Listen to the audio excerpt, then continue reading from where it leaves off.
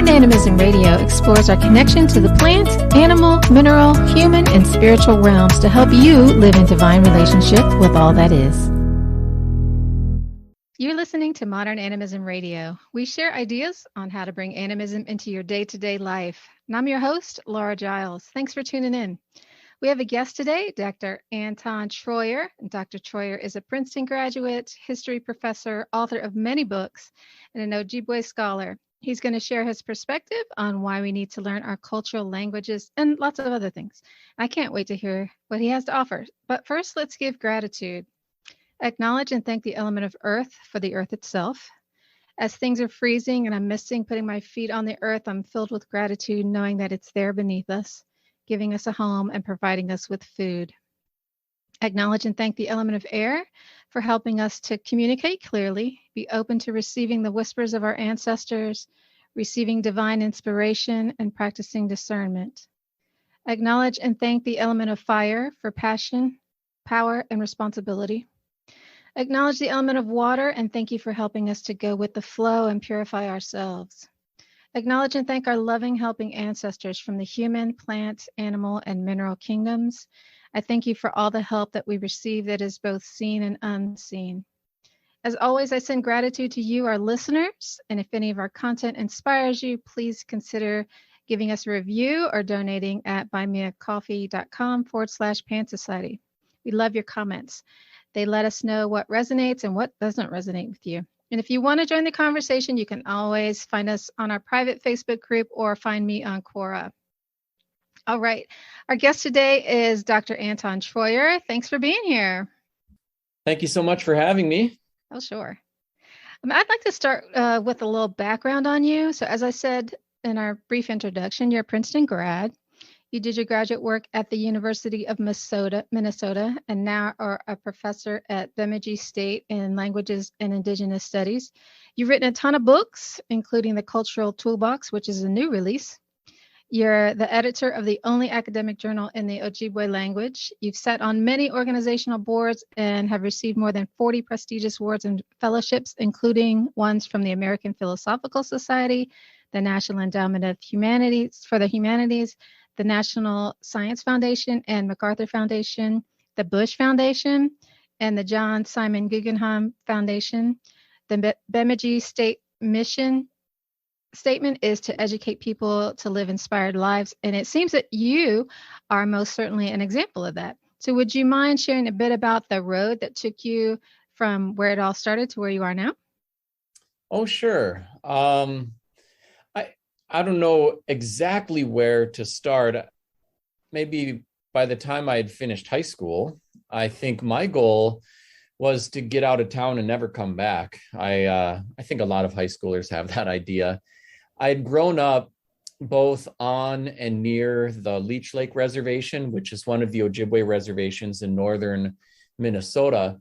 And I thought somehow, kind of naively, that there was a way to escape maybe the brambled racial borderland of my youth, and thought that I would be able to do that when I headed off to college.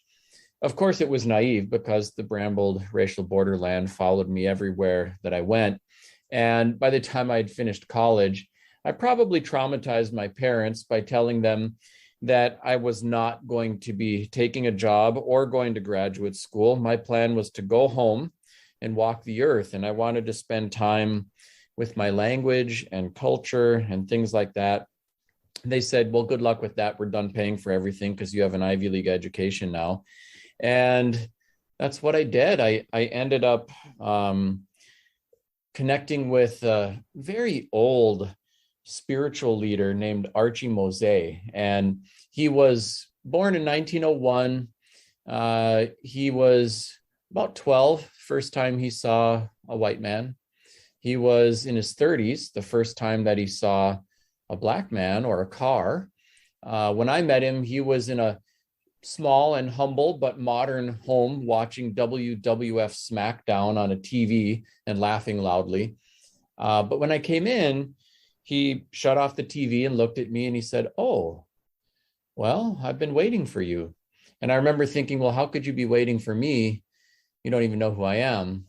But he had had a dream. and that someone was going to come to him, and that I apparently looked like the person in his dream. So he kind of flung the door open to me. I ended up living on his couch, kind of off and on, being his gopher, driving him around to ceremonies, traditional Ojibwe funerals. And through it all, I had a kind of holistic, immersive experience in my tribal language and culture. And it was really quite transformative for me. I did, as my parents predicted, run out of money and have to figure out other things in my life. I eventually applied to graduate school and pursued a PhD in history, thinking I would use our language to do oral histories and things like that. Although, as my career kind of unfolded, I was pulled in multiple directions, and I still am, although they all intersect for me. So some of my work is in history.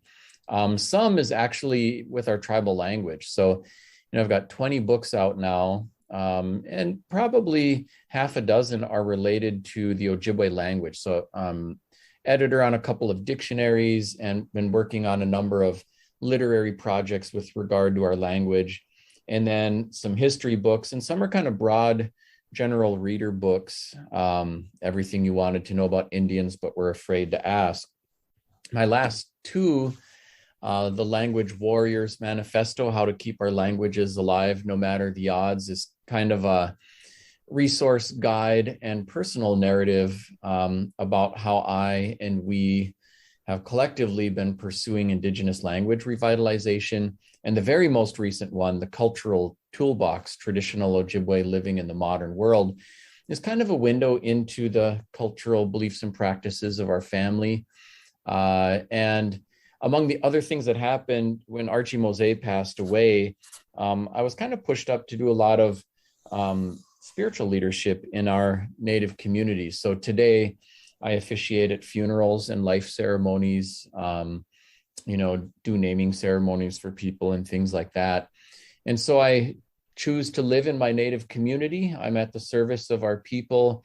I kind of got one foot in the wigwam and one in a ivory tower. And to me, all of that, is all intricately connected to one another. I also do a lot of kind of diversity, equity, and inclusion work, which connects to all of this too. So how did you go from college to, I want to go walk the earth? Was there a moment, or that's a big shift? It was a big shift. I think I entered college thinking, that I might go into the law. My mother had actually become the first female Native attorney in the state of Minnesota, and I was quite inspired by her career path, and just watching, a feisty young Native woman standing up to everybody in the institutions of patriarchy and whiteness and things like that. And I think by the time I was a little further along in my college journey, I realized I might be a good lawyer, but I don't know if I would be a happy one. And I just felt called to, more deeply explore, my cultural toolbox and language. And then I don't know if you call it serendipity or something that was meant to be. My connection with Archie, I think, was transformative and kind of setting me on our Native road. Okay. So, I've read your books, and I know that you didn't become fluent as a fluent Ojibwe speaker until adulthood. So, what led you to that specifically? Because the culture's all around you, but what was it that said that language is important?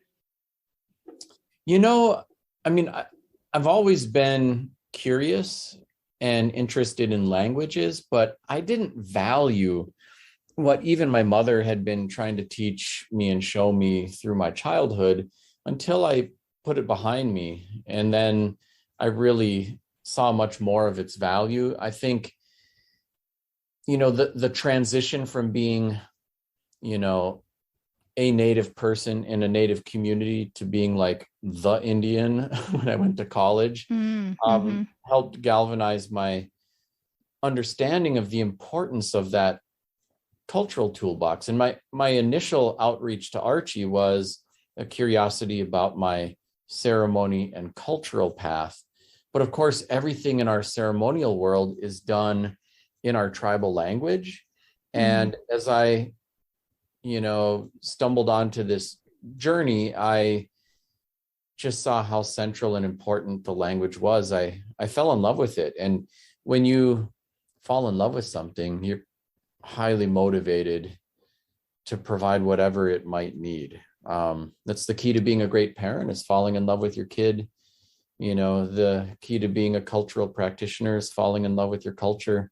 And the key to being a successful language learner, teacher, carrier, is falling in love with it. So that's what happened to me. It wasn't so much an intention, it was, a journey, and it just took me somewhere. Mm-hmm. Do you have any stories about how learning to speak and think in Ojibwa changed the way that you see and interact in the world? Oh, for sure. There are many.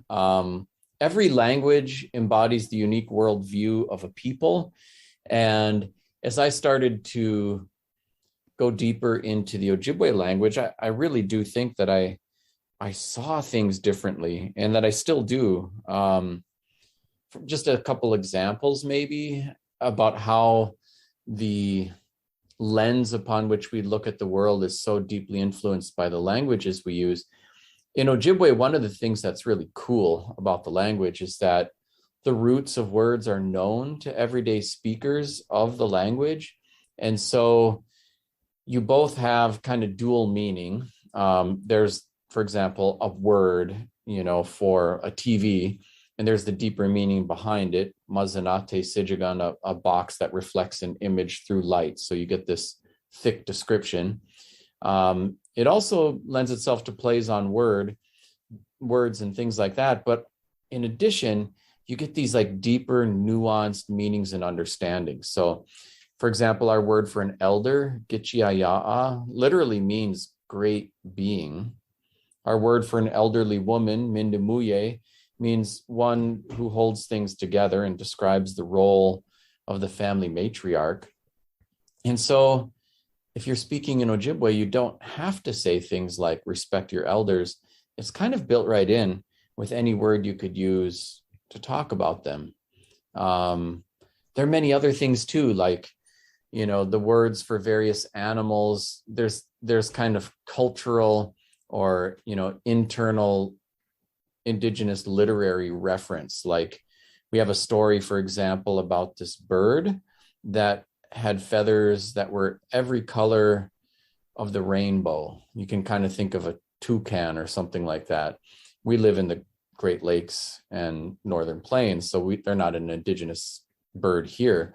But we described this bird with these feathers of every color of the rainbow, who, in ancient times took pity on the native people who were suffering and struggling and did not have the gift of fire to warm them or to cook food or things like that. And this bird flew to the sun to try to retrieve warmth as a gift for us. And as the bird got closer and closer to the sun started to burn his feathers and char his beautiful singing voice, and eventually succeeded and retrieved fire and brought it back to the earth as a gift to us. And we've had it ever since to warm our homes and cook our food. And the bird never recovered from this ordeal. And although the birds still survive to this day, their feathers are black and their voice is raspy. And once in a while, when the sun shines on the feathers of this bird, you can see a hint of their former glory in every color of the rainbow. And in Ojibwe, we call this bird ondeg. It means one who changes in the light. And in English, we'd know him as a crow. And so in Ojibwe, when you say the word ondeg, the one who changes in the light, it invokes this understanding and refers to this story. And so it's just imbued with meaning. And I think everything in our language kind of does that. So there's no way to look at crows and think, oh, loud and obnoxious critter, because there's all this cultural and linguistic reinforcement of a very different understanding. So I've always enjoyed that and been moved by that in many different times and ways about how language encodes deeper meaning. And then, of course, there's all the people in that language and cultural universe whose connections and support and ceremony have been so meaningful in my life too, that just reinvigorate my commitment to those things. It's such a beautiful story.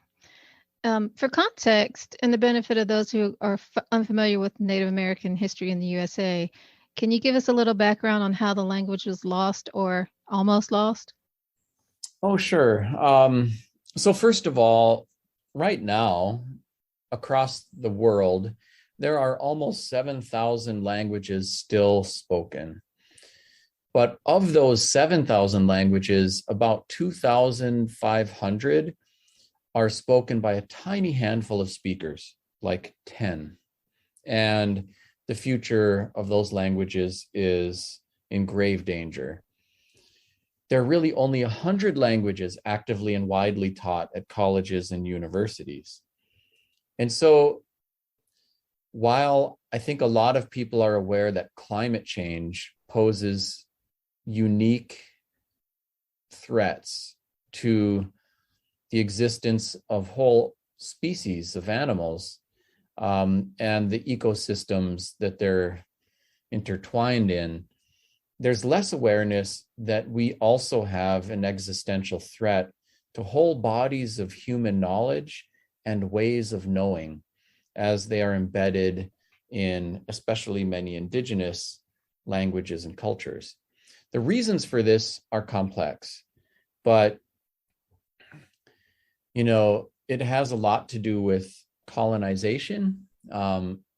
White people were mean to each other for a long time, colonizing each other for a long time before they took it to the rest of the world.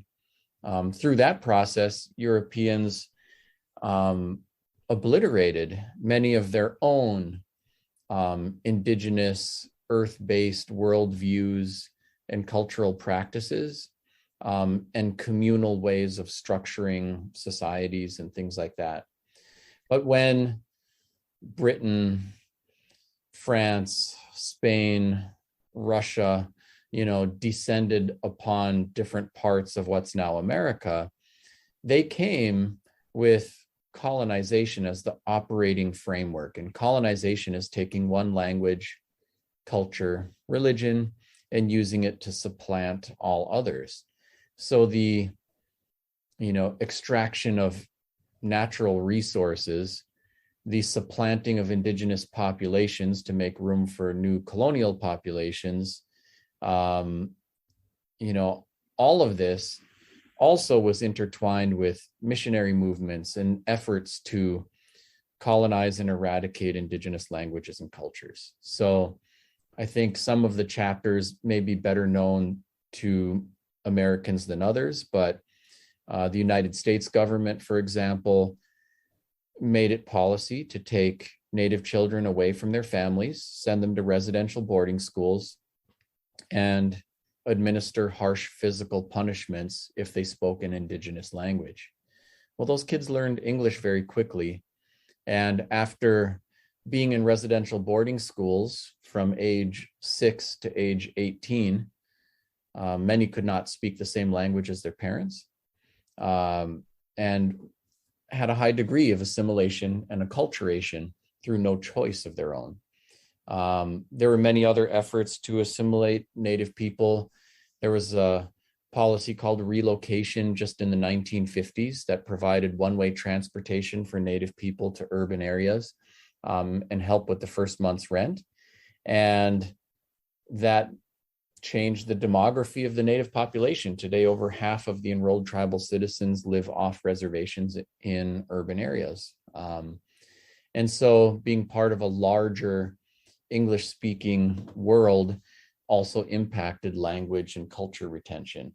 All of our children, whether they're going to school on a reservation or, in a public school whether it's on or off the reservation, are for the most part receiving English medium education. Only recently, over the past 20 years, has there been an effort to create tribal medium schools where the tribal language might be the medium of instruction. And that's only in certain places where there are enough speakers and there's been a movement and to mobilize resources to support an effort like that. So most tribal languages are highly endangered. You've got hundreds of tribal languages, over 500 that were spoken just in the United States and Canada before contact, and you've got thousands in Central and South America. Today in the United States, there are around 150 tribal languages still spoken, but only 20 are spoken by children. And there has yet to be a major, large-scale mobilization of financial resources and support to stabilize and revitalize the Indigenous languages that are still here. That is an ongoing effort that is Indigenous-led, under-resourced, and just emerging, in most tribal communities. Wow. That's awful. Yeah. My siblings and I were not taught our native language, even though both my parents speak it, because they thought it would be better for us to be integrated into mainstream society. So can you speak to some of the challenges that multicultural children might face if this happens to them? Because I believe you live that.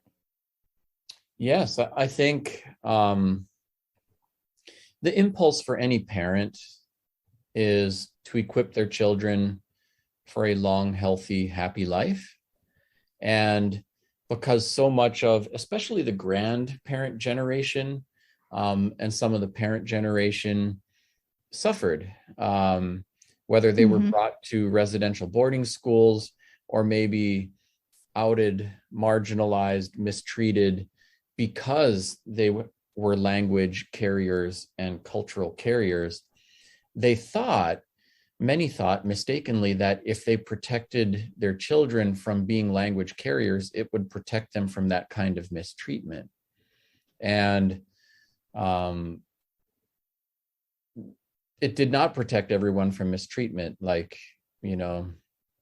profiling is not just about if you're a tribal language speaker, it's about color.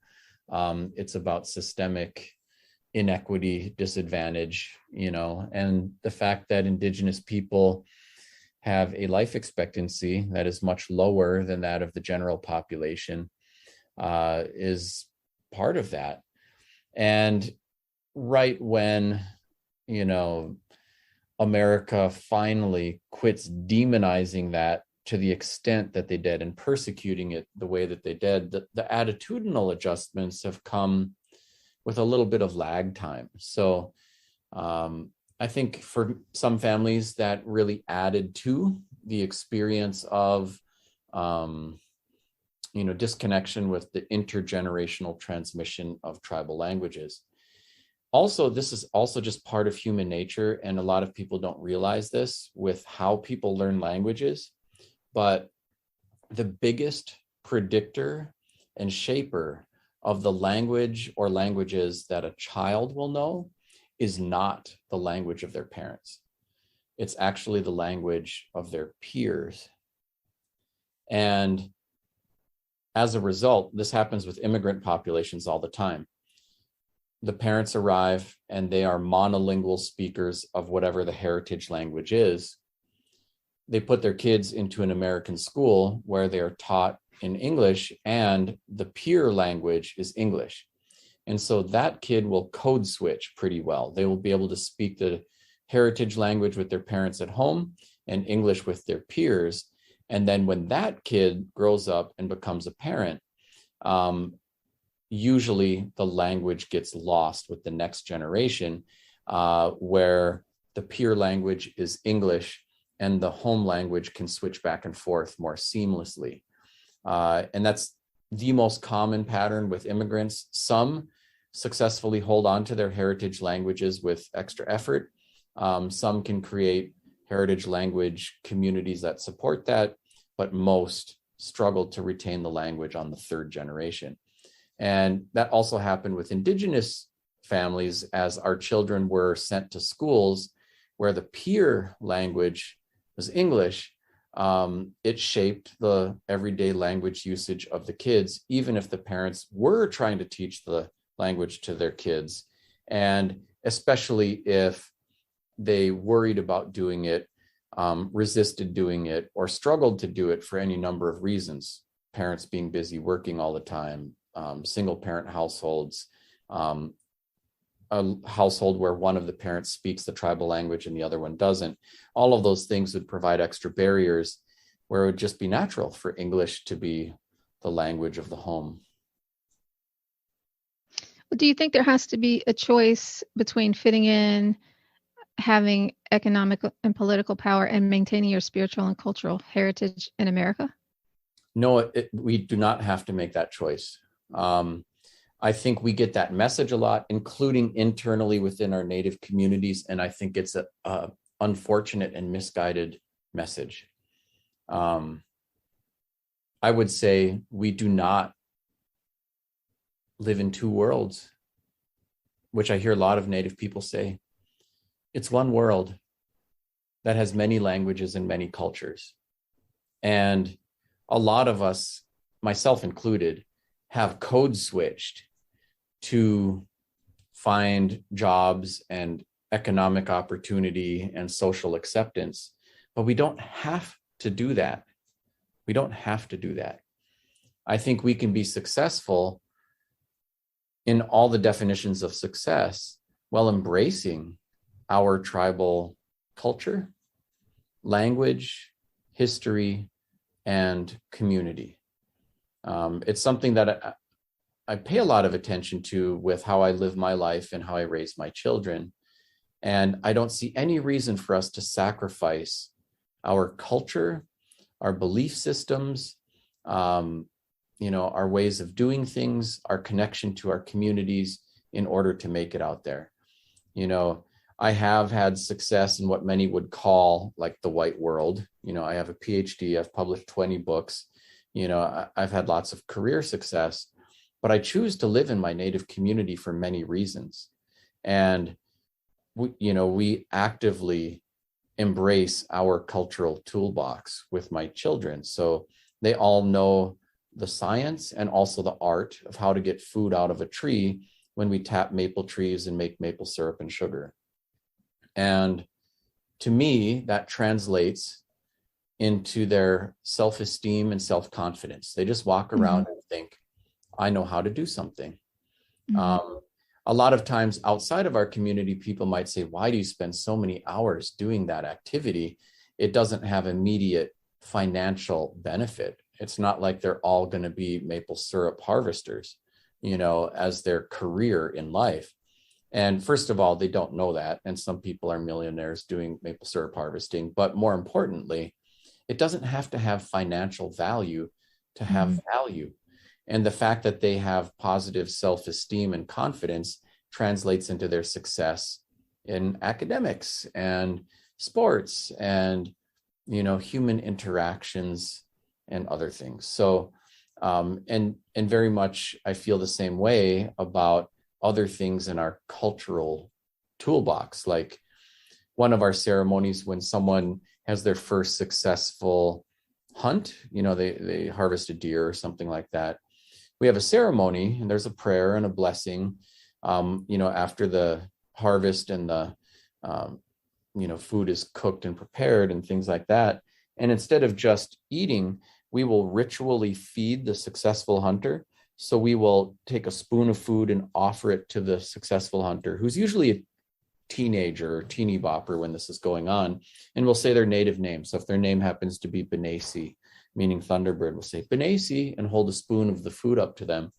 And they have to refuse the first bite and say, no, I'm thinking of children who don't have enough to eat. Okay. So we'll put it back, take another spoonful and say Benesi and offer it to him.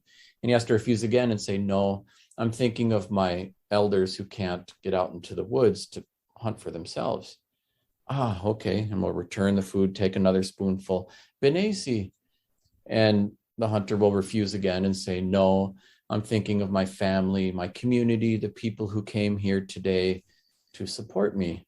Ah, okay. And so then we'll offer a fourth time, Benesi, and then he can eat. And we'll say, well, Benesi, you just changed your life, because up until today, you were what we called a dependent. You depended on everyone in this room to provide 100% of your food. But today, you're providing for all of us.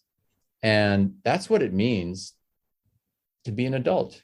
From today on, you'll have a special power, and it's the power to gather resources. You'll have it when you hunt, when you fish, when you gather berries, even when you get a job. Use your power to think of children who don't have enough, elders who can't get it for themselves, your family and your community, and they take the rest of their kill, like packaged up venison. They give it away. So they're impoverished, but rich. And to me, I have seen the power of this. I have 9 children, and it's formative for them. They internalize this. Both our boys and girls have gone through these ceremonies. And an example would be, one time one of my friends was complaining. He was saying, oh, my back, it's hard for me to get out in the woods. I haven't had, back straps off a deer in forever.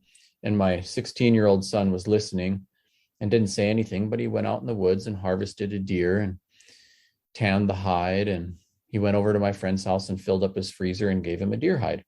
And my friend was just on the verge of tears. He was saying, wow, I didn't even know people remembered that teaching. And the cool part for me as a parent is I didn't have to say, go do that. That's our way. He had internalized that through participating in his culture. Same kid, had a friend. It was prom time in high school. And his friend's mom said, oh, I'll get you the tux. I'll get you the tux. I have to wait till my next check. And then something went wrong with the car and she didn't have the money. And so he was heartbroken and ready to cancel his prom date. And my son said, come on, and took him to the Goodwill, and they found a suit that fit, and he bought it for him. And kid went to prom with his date and had a good time. And again, I didn't have to say, this is our way. He just kind of did that without thinking or asking for anything. And so to me, what is in the cultural toolbox reflects our values as a people, but it shapes our values as a people as well. And those tools, skills, and values have great application, not just in our Indigenous lives and context, but to be a healthy, fully realized human being and to be successful at whatever they set their minds to. I have 9 kids, 3 are still at home, 6 are out the door. Couple went to school at Hamlin University, one's off to Dartmouth, one wants to be a firefighter, one wants to be a midwife. They all have different thoughts and ideas and goals and plans. One's an early childhood educator. And all their definitions of success are wonderful. They're integrated into the mainstream world, but they are also deeply integrated into their Indigenous culture and language. They don't live separate, bifurcated, dual consciousness type lives. It's an integrated world and life that is full of their language and culture, but also enables them to engage with everyone and everything else in the world around them. Mm-hmm. So let's say we have some people listening here today and they're just like, oh, he's speaking my language, he's singing my song. I really want to go back to my ancestral language, whatever that is. And it's endangered, and there's not a lot of native speakers, particularly where they are because they're urban. Any suggestions for how to make contact with that now? Yeah, so a couple things. First of all, our culture doesn't just live in a place or a ceremony or our most esteemed elder. It lives inside of us. And we can access that anywhere that we are. So while learning about things like a language or culture does involve reaching out to others, forming community, joining community, things like that, it's also very introspective. And we can look within to find a lot of what we're looking for as well. And to have a really successful effort, we will do both. So it's good to tend to our introspective toolbox as well. It's kind of like the Carl Jung quote, like, who looks out dreams, but who looks in awakens. And so we do need both. That said, the practical dimensions of how do I find the things really vary a bit depending on what community we're talking about, because some have different kinds of resources. For example, I'm Ojibwa, I live in Minnesota. A lot of our people live in the Twin Cities metro, but that is only a 1-hour drive to a drum ceremony on the St. Croix Reservation in Wisconsin, or less than 2 hours to get to a similar ceremony in Mille Lacs. So once connected, maintaining those connections. If you don't have a car, there are lots of people from Mille Lacs and St. Croix who go to those ceremonies who live in the Twin Cities. Once you start to form community, it can snowball in positive ways. I've even been in the Twin Cities a lot and picked medicines in a park and things like that. The natural world is all around us, even in urban spaces. So we can both export ourselves to where things are happening and pick up the things that are right in front of us.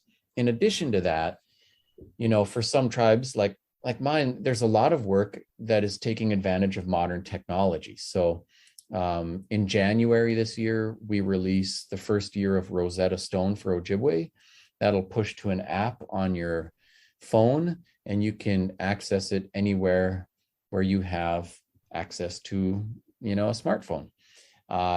We have lots and lots of really cool stuff up on the internet, YouTube videos, like tribal elders who are talking about different kinds of culture, history, understandings. There are good books that can be supplements, and I just want to qualify these remarks with a couple things. Even with my own writing, like I'm careful about boundaries with regard to these things. So some kinds of culture, like what we are talking about today, can be shared in a podcast. Our traditional harvest practices, what the deeper meaning behind many things are, can be shared in venues like this and even put in a book. But some kinds of ceremonies, you can't get that from a book or a YouTube video. You have to go to your ceremony and to your elder rather than walking around them. So, the tools and technology out there supplement rather than supplant the ceremonial and cultural connectivity part of that. That said, this is not easy for anybody. We are seeing the proliferation of really 4 major world languages at the expense of all others. And we are seeing the colonial enterprise continue in how we do education and many other things. And so everybody has to put in a little extra effort to maintain the vibrancy of our, non-dominant or non-Western customs, beliefs, and practices. But there are other people who are engaged in the same struggle. And when you find community with them and work with them, it can help to address some of the connectivity, community, and just resource access that makes it all the more possible. And frankly, we become what we do, and we become who we hang out with. So I always tell people, if you want a spiritual life, then hang out with other humans, imperfect though we all are, trying to lead a spiritual life, and that will help you. Hang out outside and try to connect with the earth and the elements, and that will impact your lens for looking at the world and the vibrations you're feeling, as you go throughout your day. And go to your ceremonies and hang out with the company of other spiritually minded people and the spirits themselves that come to those ceremonies. Mm-hmm. Do you have any words of advice for people who are not native, and they don't want to go native, and meaning, the pretenders, but they don't feel American and don't feel like they belong to the land of their ancestors either, because maybe the family's been here for a while. How do those people create connection to this land, this time, and this culture? Yeah. I think it's important to, not to appropriate anyone else's culture, what anybody else's, and there's so many cultures on the world, but to explore our own more deeply. And that's for all of us.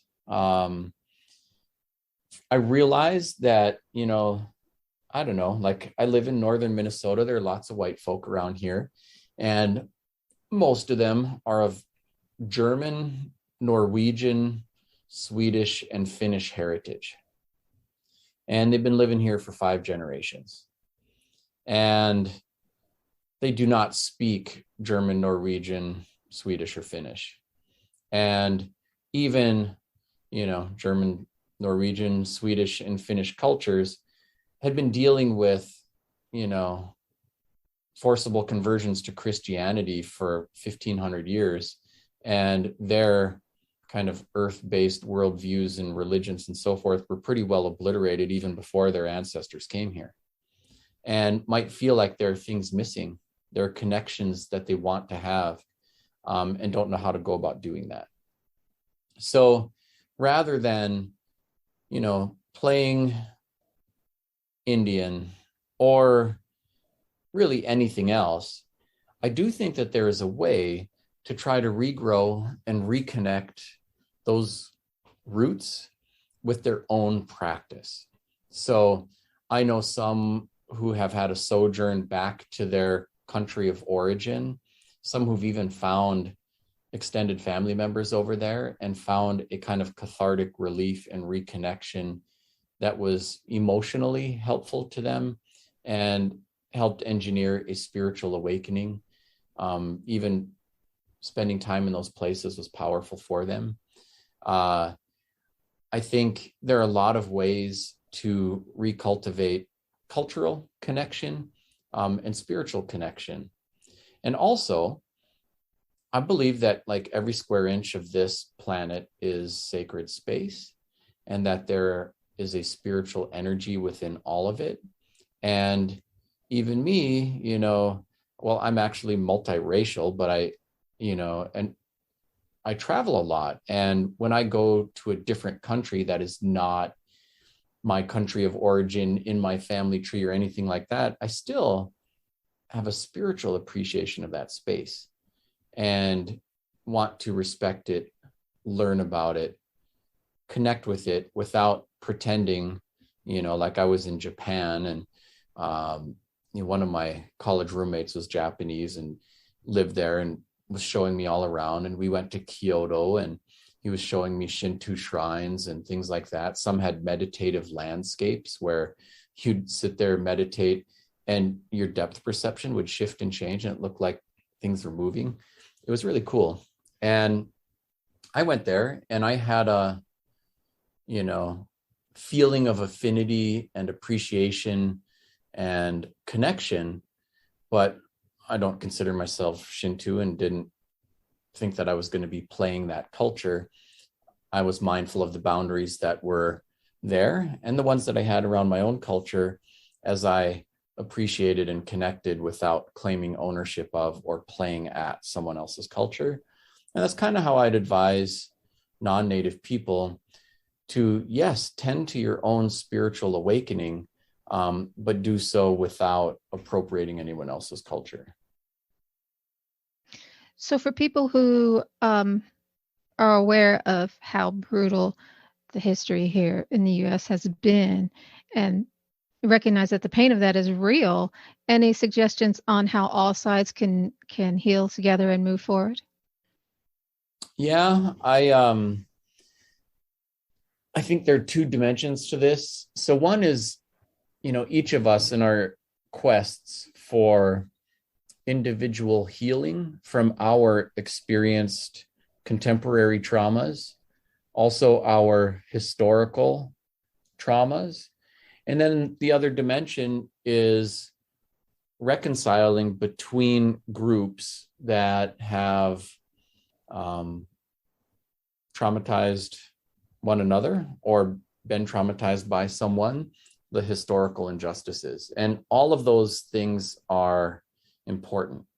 I do believe that, truth and reconciliation begins with truth. If you even read the Desmond Tutu book, The Book of Forgiving, he says that when there's been an injury between two individuals or between whole groups of people, you need to tell the story. And you need to tell the story over and over so that you can release the pain and you can put a name to the hurt. This was genocide or whatever. And then you can get to forgiveness and either renew or release that relationship. And I think America sometimes has a hard time even holding space for someone to tell the story, which really stymies some of that healing process. But a couple things to bear in mind. One is all of us as human beings have some trauma in our tree. There was someone clunking someone over the head with a club somewhere in our family far enough back in time where it could show up today as an unexplained depression or self-destructive behavior or what have you. And at the same time, with some groups, when there are especially intense periods of trauma, it'll pop up today, but it'll pop up like popcorn. And that's with the Black experience with slavery, the Indigenous experience with genocide. But it's not just the bad things that get passed forward, the good things do too. And we are the humans in the history of humans who figured out how to get enough food no matter how cold it is out there, how to cooperate, how to build things. And we should hold up those dimensions of our shared and individual experiences, not just the negative ones. But that doesn't mean we sugarcoat and turn a blind eye to those. We have to metabolize and deal with the pains that we have inherited. For me, again, I turn to the cultural toolbox for individual healing and group reconciliation. For example, on our ceremonial drums, we have this ceremony when someone has had a death in the family. The original person who was seated as a drum chief, his son had died, and he thought, well, I don't want anything to do with these drums. They must be bad luck. And he motioned like he was going to leave the ceremony space. And the other natives there stopped him. And they grabbed him by the hands and they brought him back to his spot at the ceremony. And at that point in time, people used to rub charcoal on their face when they were grieving. And they washed the charcoal off of his face and they combed out his hair and rebraided it. They piled up gifts in front of him, kind of begging him to go on with life. They had their warriors get up and dance around the drum. And then they danced up to him and they wiped the tears from his face. And they sung a special song and lifted him up and brought him back into the circle to dance again, symbolic of carrying on with life. And today, although most of us don't put charcoal on our faces or leave our hair unbraided when we're in mourning, we still replicate the ceremony. And I've had deaths in my immediate family where the washing of the tears ceremony helped me heal and carry on with life. And I've had many times when I've helped other people through that ceremony, and we support one another through that. That same drum ceremony was actually a gift from our neighboring tribe. The Ojibwa and Dakota used to be at war. And the Dakota gifted that ceremony to us as a means of establishing peace. And they said it was against the will of the Great Spirit that both of us were being killed off and that we were killing one another. And the drum provided protection and a pathway to peace for us. And so we still honor those teachings and this tremendous gift we received from our neighboring tribe. We actually sing the ceremony songs in their tribal language as part of honoring that tradition. And today, the Ojibwa and Dakota are fast friends and regularly support one another in cultural things, in political things and all kinds of things. And so I feel like there are a lot of ways to engineer individual healing as well as communal and group reconciliation. That's a great story. Thanks, everybody, for joining us for this edition of Modern Animism Radio. Dr. Treuer, can you tell us where to find the Cultural Toolbox and your other books, and maybe a website where we can learn more about you and any events you have coming up? Sure. So all of my books are available in bookstores all around the country. They're up on Amazon and pretty easy to find. And I do personally like to patronize a lot of the indie bookstores. So, if you're in the Twin Cities, Birch Bark Books, and there are many others in whatever community you live in. So lots of ways to get the books. My website is just antontreuer.com, and it's spelled ANTONTREUER.com. There are links to all the books there, free resources. I've got a YouTube channel with lots of free talks, and they kind of are organized into playlists, some related to our language, some are related to culture, some are kind of on racial equity things, and all of that free to explore. Cool. I'll put that in our show notes. And thank you so much, Dr. Treuer, for being here. Thanks, everybody, for listening. Please share this show if you know somebody who needs to hear it. And if you'd like to support our work here at Pan Society, go to patreon.com and become an insider, or patreon.com/Pan Society. And be sure to subscribe to our channel so that you'll be notified when the next podcast posts. I'm Laura Giles. See you next week.